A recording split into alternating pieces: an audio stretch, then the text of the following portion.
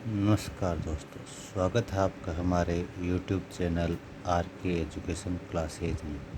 हम बात कर रहे थे कक्षा 10 रासायनिक अभिक्रिया एवं समीकरण की, जिसके पहले भाग में हमने रासायनिक समीकरण के बारे में बात किया था, दूसरे भाग में समीकरण को संतुलित करने के बारे में, तीसरे भाग में रासायनिक अभिक्रिया के बारे में बात कर रहे थे, जिसमें पहली अभिक्रिया हमने पढ़ी थी संयोजन अभिक्रिया और ऊष्माक्षेपीय अभिक्रिया। आज हम बात करेंगे उसी के ही चौथे भाग के विषय में, जिसमें हम बात करते हैं रासायनिक अभिक्रियाओं के वियोजन अभिक्रिया के बारे में। वियोजन अभिक्रिया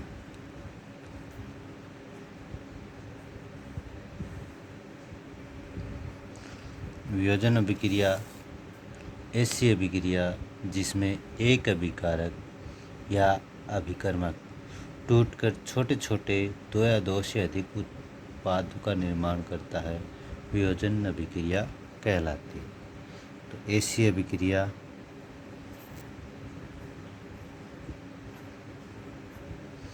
जिसमें एक अभिकारक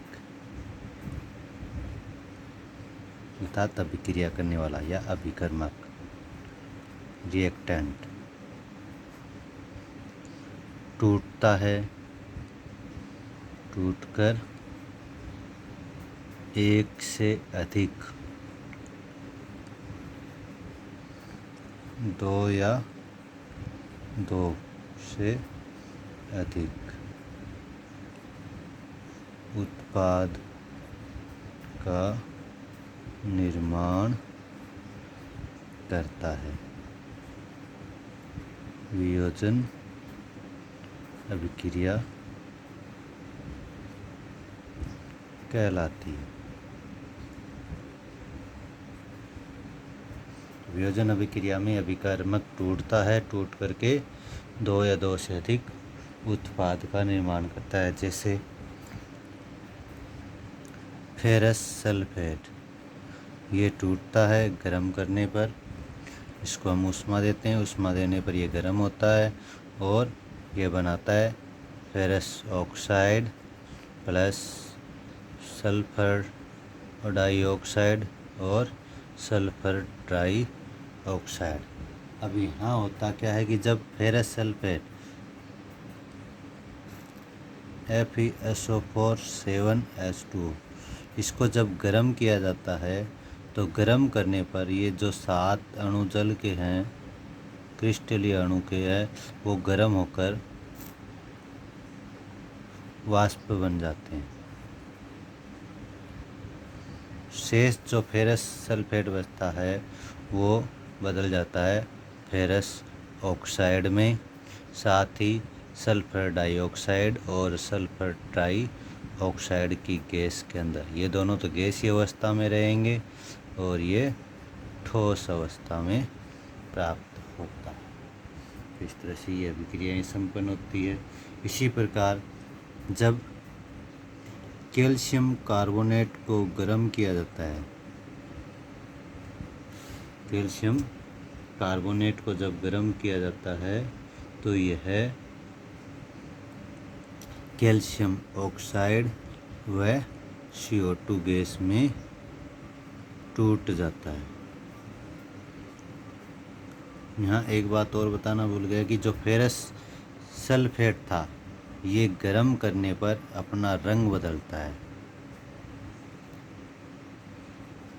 फेरस सल्फेट गर्म करने पर अपना रंग बदल लेता है और फेरस ऑक्साइड बना लेता है। तो हम बात करें थे कैल्शियम कार्बोनेट की, तो कैल्शियम कार्बोनेट को भी गर्म करने पर कैल्शियम ऑक्साइड व CO2 गैस का निर्माण होता है।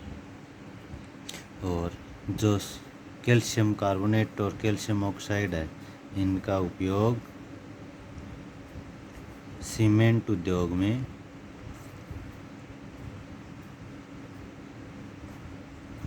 सीमेंट बनाने में करते हैं।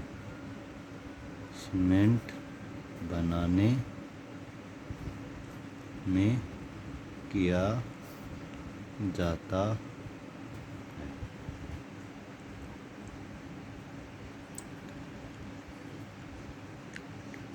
तो जिन अभिक्रियाओं में ऊष्मा का उपयोग हो रहा है, यहाँ देखो ऊष्मा का उपयोग हो रहा है, यहाँ गर्म किया जा रहा है, यहाँ पर भी गर्म किया जाता है। तो यहाँ सभी अभिक्रियाओं को में ऊष्मा दी जा रही है, इसलिए इन अभिक्रियाओं को हम ऊष्मा शोषी अभिक्रिया भी कह सकते हैं। अब एक उदाहरण और देखते हैं, जैसे लेड नाइट्रेट है PbNO3 है। जब इसको गर्म किया जाता है या तपाया जाता है, गर्म किया जाता है तो यह है Pb ऑक्साइड, लेड ऑक्साइड और NO2 और ऑक्सीजन इनमें टूट जाता है, अवियोजित हो जाता है।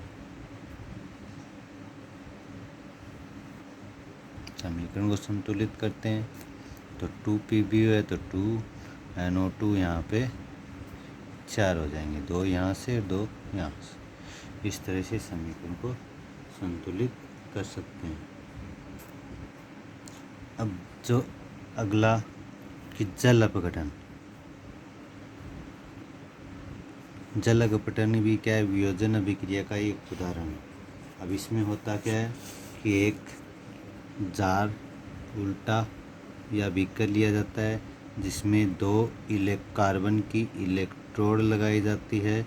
इन इलेक्ट्रोड से 6 वोल्ट की एक बैटरी जोड़ दी जाती है और इसको इस तरह से न बना करके उल्टा बनाते हैं।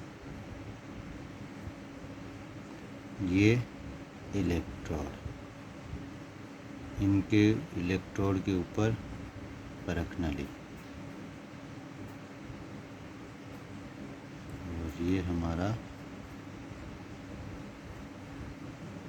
बीकर और यहाँ पर विद्युत प्रवाहित करवाने के लिए 6 वोल्ट की बैटरी। अब इस परख नलियों में इलेक्ट्रोड के डूबने तक पानी भरा जाता है। अब इस जार के अंदर या बीकर के अंदर हमने पानी भर दिया, 2 इलेक्ट्रोड लगा दिए कार्बन के और इसमें कुछ बूंदों के रूप में H2SO4 डाल दिया जाता है, जिससे जो रिएक्शन या विघटन की क्रिया है वो सरलता से हो जाए। अब हम इसको 6 वोल्ट की बैटरी से जोड़ने के बाद इसमें विद्युत धारा प्रवाहित करवाते हैं। जैसे हम इसमें विद्युत धारा प्रवाहित करते हैं तो कुछ समय बाद जो परख नली है इसके आसपास बूंदों के रूप में, बुलबुलों के रूप में गैस निकलना शुरू हो जाती है, जो इस परख नली में भरने लगती है। जब हम इस परख नली में भरी हुई गैस का परीक्षण करते हैं तो हम परीक्षण कैसे करेंगे कि हम इनके पास जलती हुई मोमबत्ती लेके आते हैं। तो जब हम देखते हैं कि जल है, जल का अपघटन होता है तो H2 व O2 गैस बनती है। जब ऑक्सीजन वाली परख नली के पास जब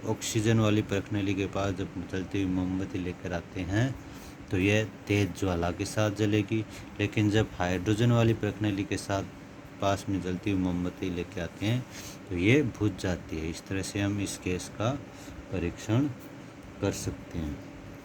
इसके अलावा हम जल अपघटन के अन्य उदाहरण देखते हैं, जैसे एक चाइना डिश के अंदर हम लेते हैं सिल्वर क्लोराइड। जब इसको सूर्य के प्रकाश में रखते हैं,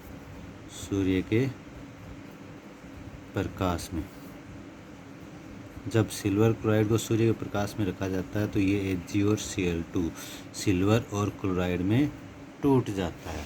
अब इसका उदाहरण जैसे श्वेत श्याम फोटोग्राफी, पहले के लोग एल्बम या फिर नेगेटिव बनाने के लिए, फ़ोटो बनाने के लिए इन नेगेटिव का उपयोग लेते थे, तो वहाँ पर सिल्वर क्लोराइड उस एल्बम या नेगेटिव पे सिल्वर क्लोराइड का लेप लगा हुआ होता था। जैसे ही वो नेगेटिव सूर्य के प्रकाश में आता तो उसका कलर ब्लैक या काला हो जाता, इसलिए उसको श्वेत श्याम फोटोग्राफी कहते हैं। यहाँ पर इसका प्रयोग किया था। इन सब अभिक्रियाओं में हमने देखा कि जितने भी वियोजन अभिक्रियाएँ थी, जितनी भी वियोजन अभिक्रिया थी, वियोजन अभिक्रिया, इन सभी अभिक्रियाओं में हमने ऊष्मा, प्रकाश या विद्युत ऊर्जा का उपयोग किया है। अतः इन सभी अभिक्रियाओं को ऊष्मा शोषी अभिक्रिया कहते हैं। तो ये सभी अभिक्रिया क्या कहलाएगी? ऊष्मा शोषी अभिक्रिया। आपको ये वीडियो कैसा लगा? कोई बात समझ में नहीं आई हो तो आप प्लीज़ कमेंट कीजिए और वीडियो को ज़्यादा से ज़्यादा शेयर कीजिए, लाइक कीजिए और बेल बटन पे बटन दबाइए, जिससे आपको आने वाले वीडियो का नोटिफिकेशन प्राप्त हो जाए। धन्यवाद।